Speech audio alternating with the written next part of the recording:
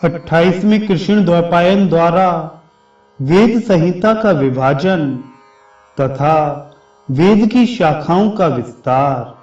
सूत जी कहते हैं, हे द्विजों, 28वें द्वापर युग में पराशर के पुत्र कृष्ण द्वैपायन व्यास हुए।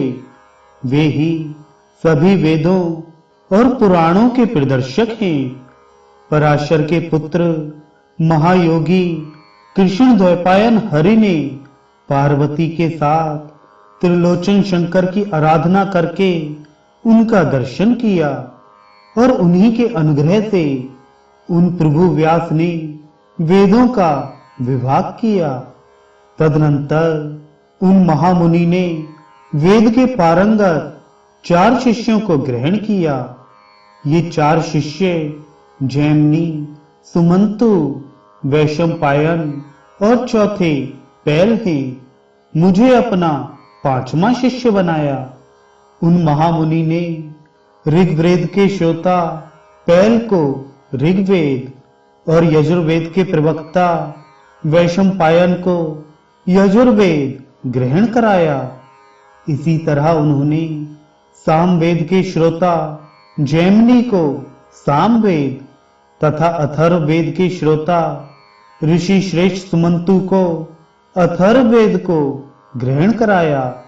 ऐसे ही इतिहास तथा पुराणों के प्रवचन में मुझे श्री कृष्ण द्वैपायन ने नियुक्त किया। प्रारंभ में यजुर्वेद एक ही था, उसका 4 भाग हुआ। उसी से उसे चातुर्होत्र की उत्पत्ति हुई और उससे श्री व्यास ने यज्ञ किया।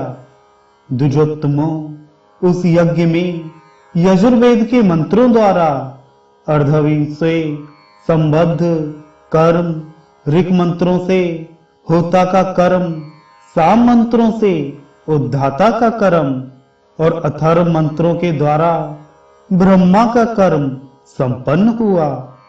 तदनंतर उन प्रभु ने ऋचाओं को अलग कर ऋग्वेद का प्रणयन किया।